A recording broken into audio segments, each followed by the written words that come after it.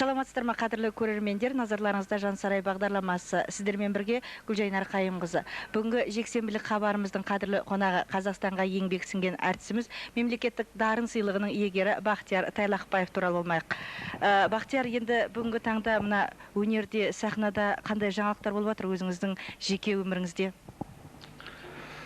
Биыл енді мына үлкен үгіт пойыз болды.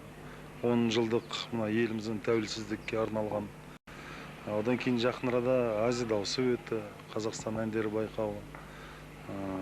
Енді әрине былай әдеттегідей мына елімізге барып өнер жолымен гастрольдер, концерттер қатысып, сондай нелер болды. Енді әрине ойлар көп.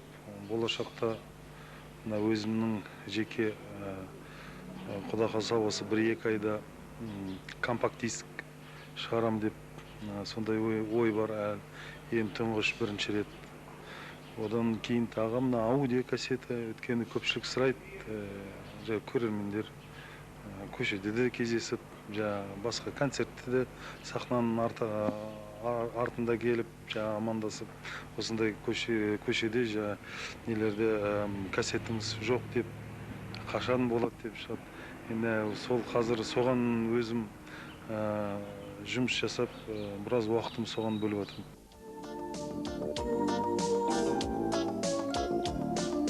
Құшағың оттай ыстық сахарадай, көбеле алып ұшқан шағаладай, алдымнан көркем айде шыға туғын. Сендерді сағындым ғой, сендерді сағындым ғой, ағаларым. Қажымас қаранарым, кең байтақ далаларым, күнімде еркелетер, аман бол ағаларым, аман бол ағаларым.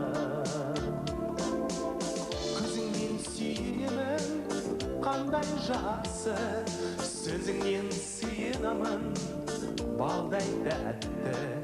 Ерлердің ағасы бар, жағасы бар, алдымда ағам болған, қандай жақсы. Қажымас қаранарым, кең байтақ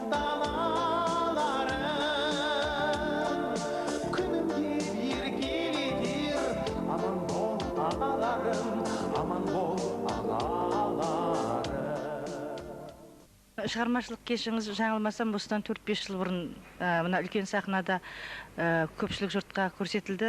Қазір қандай өзіңіздің науқанды шараларыңыз бар?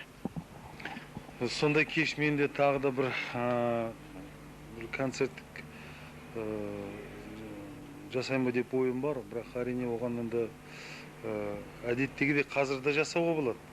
Бірақ мен жасағанда өзім ойымда пікірім сол кәдімгі бір қазіргі заманға сәйкес бір үлкен эстрадалық шоу болсын деп. Оған корда балет, оған көп нелер техникалық нюанстар бар, шырақтар керек, пиротехника, акустик жағынан, оның бәрі қызыл үлкен қаражат. Енді қазір соған жұмыс істеп жатырмын.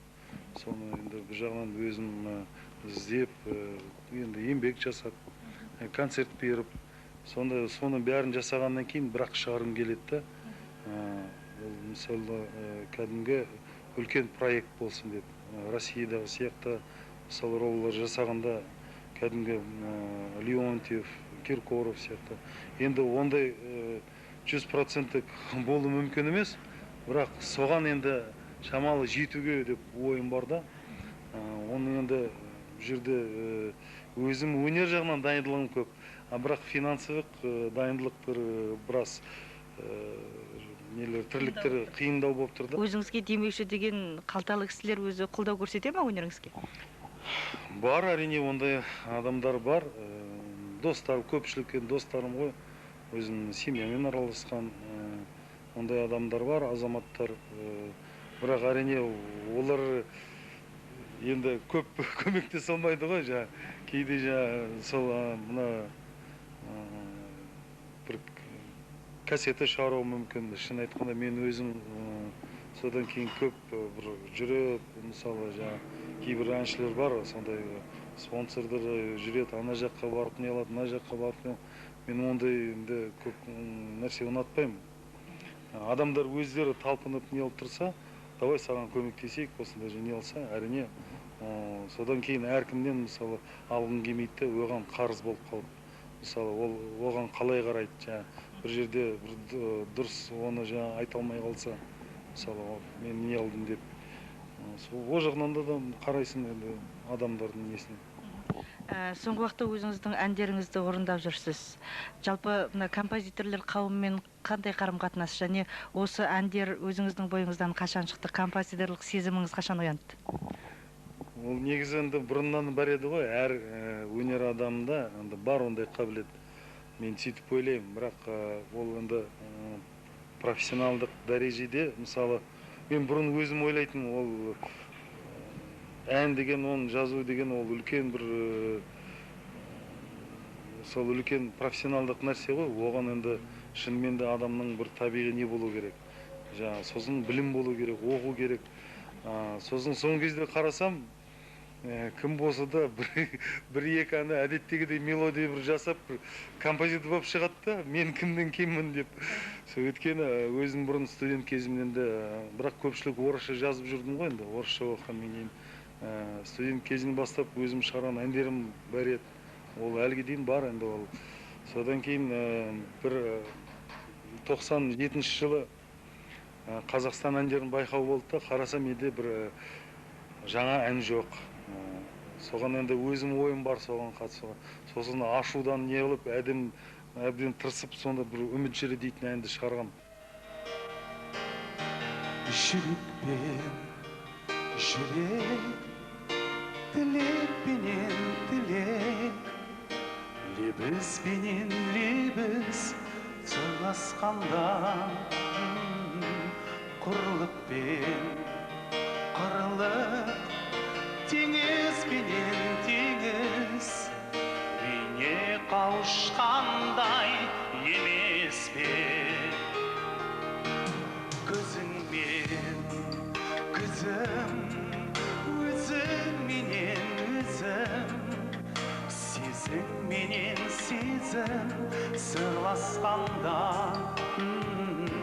жерменен көктем жайнап келе көктем, бейнеттің қашқандай емес пе? Алдымыздан атсыншы қайтамы таңы, қайтамы таңы күліп тағы. Көзсіз көңіл ғашық қалмасыншы жасып, ашылсын ерлер арманың алдау қанаттары. Жаспен жалам менің жалыннан аулаған демім, қара күннің серпінші қанаты.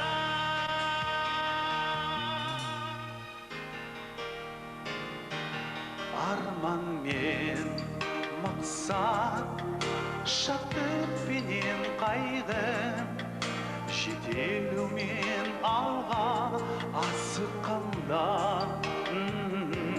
жерменен жұлдыз, ғарышпенен ай күн, бейнетің қашқандай емес пе?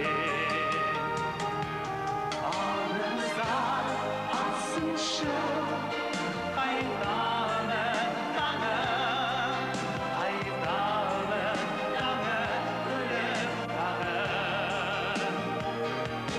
Көзсіз көңіл ғашық қалмасыншы жасып, ашылсын ерлер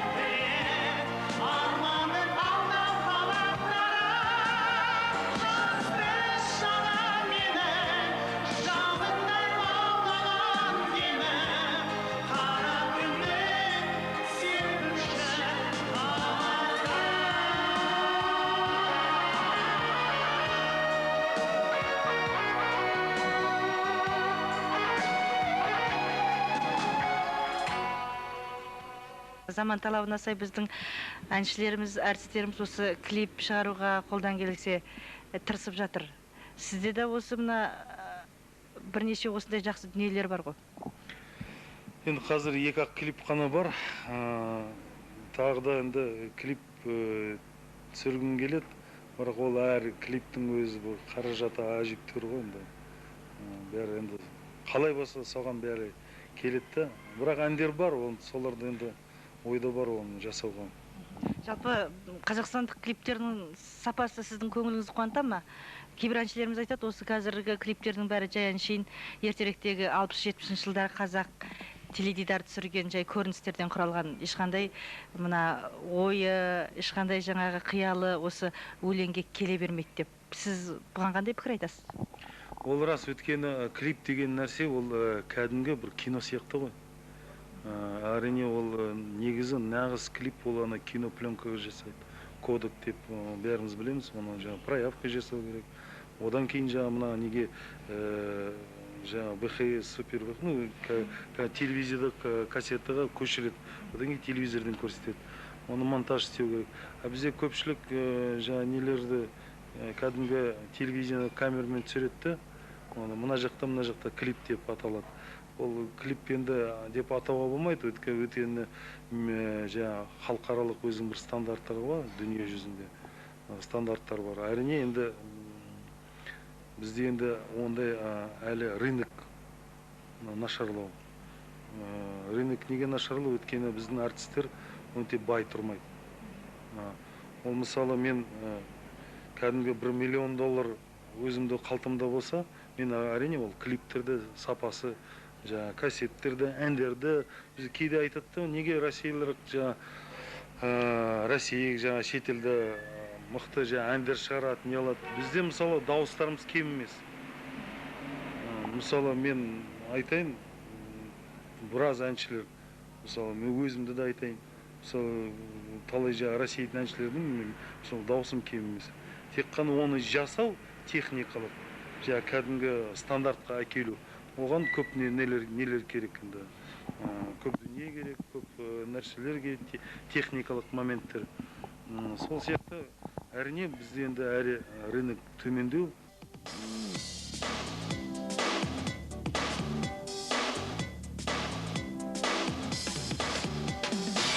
На черной краске ночи белые цветы высоты, на крыльях звездной волны рисуя миражи, на парусах свет луны, только ты и я на корме. Мои надежды во тьме летят глаза твои. Я вижу лишь тебя, мальтийская девчонка, я зову тебя. И в дождь, и снег слышу лишь тебя. Ты музыка и слово по весне, и в летнем сне я вижу лишь тебя. Қалай қабылдайсыз? Біреу сыртыңыздан сынаса, немесе мына газет бетінде болсын, жалпы журналистер қауымы болсын, өнер адамына көбіне көп кінә қойғанды тәуір көреміз. Сондай бір сын айтқан кезде сіз өзіңіз қалай қабылдайсыз? Енді сын айтқанда әрине әр адамға шамалы ауырлау болады ғой. Бірақ енді өзін ұстауға, өзін мысалы бір жерде сын болса, ол келесі жолда болмасын деп тырысасын. Әрине мен әр адамның өзінің сол мнениесін тыңдаймын да. Әр адамның содан кейін өзіме бір қабылдап алам. Осы одан кейін шешім өзім шығарам. Осылай болмау керек, осылай дұрыс болу керек деп. Әрине ойлайсың, әр нәрсені жасаған адамның мнениесін тыңдап, көзқарасын. Одан кейін өзіңді ойлап шығарасың. Қай тақырыптағы әндерді тәуір көресіз? Мен өзім лирикалық әндерді жақсы көрем. Сол әр әнде өзі бір әдемі әуені болу керек. Одан кейін енді өлеңнің ішінде бір жақсы мазмұн болу керек деп.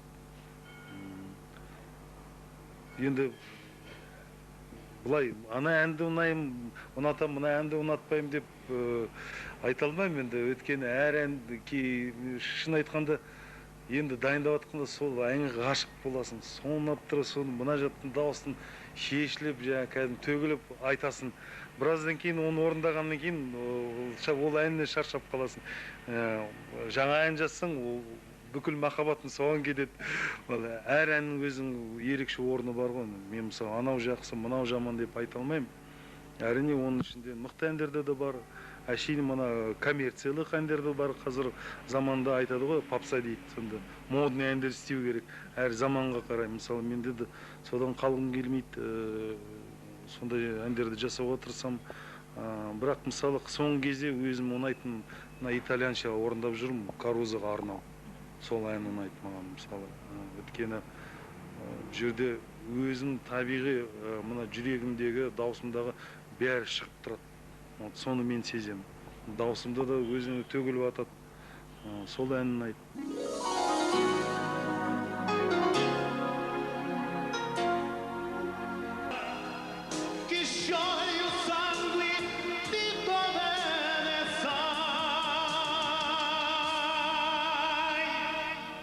Өнерге ұстаздық етуге шақырып жатса, ойланбастан барар ма едіңіз?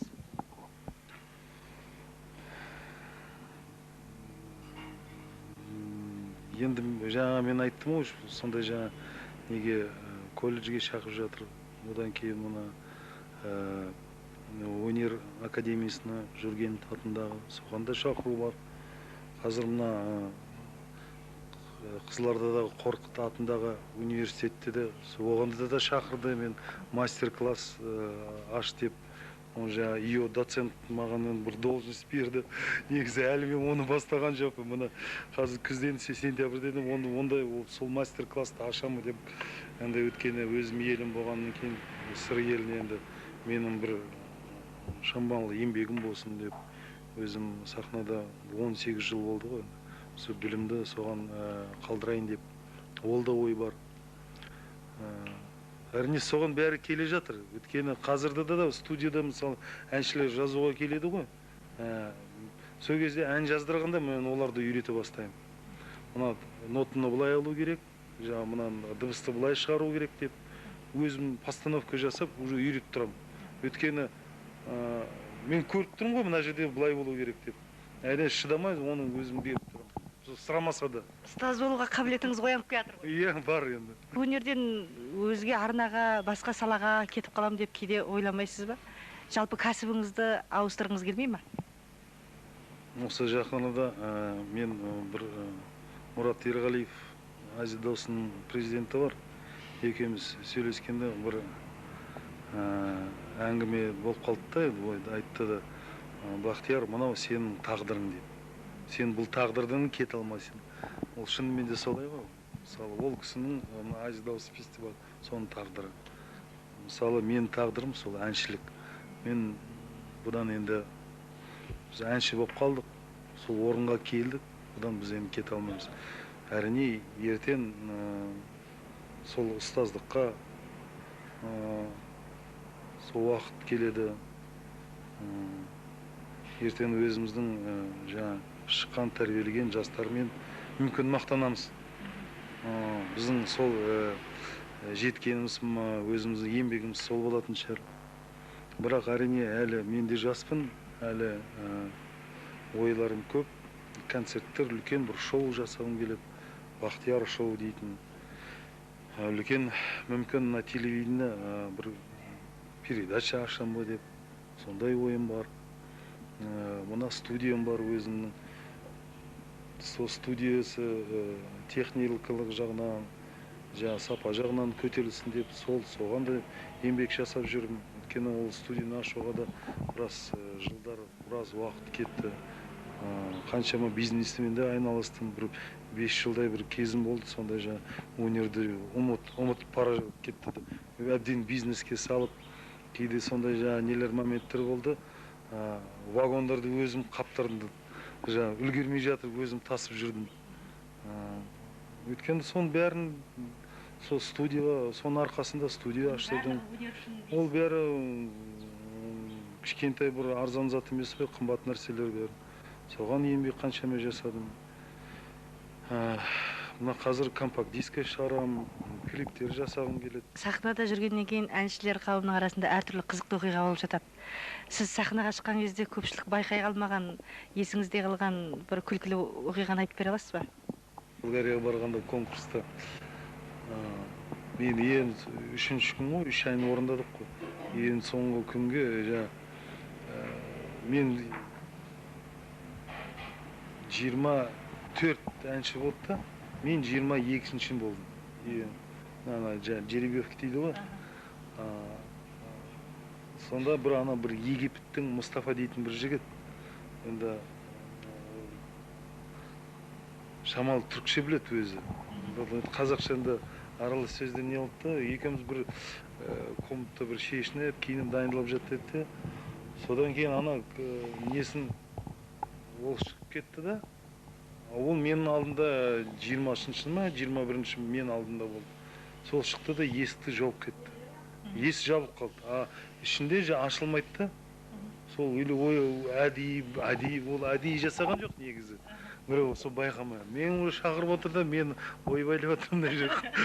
Соны есікті теуіп, сындырып, сосын деп шықтым да. Содан кейін бірінші орын алдым. Сондай бір қызық болған. Қалай айтып шығған әлі есімде. Өткені қатты жүгірдім ғой. Ол анықтен біраз бір 100 метрдей бар комнаттан сахнаға шыққанша. Соны айтыр бір өмірде талай енді спортсмен сияқты да болдық енді. Онда енді. Бірақ жас кезімде спортпен айналыстым. Мүмкін сол жақсы болған шығар енді.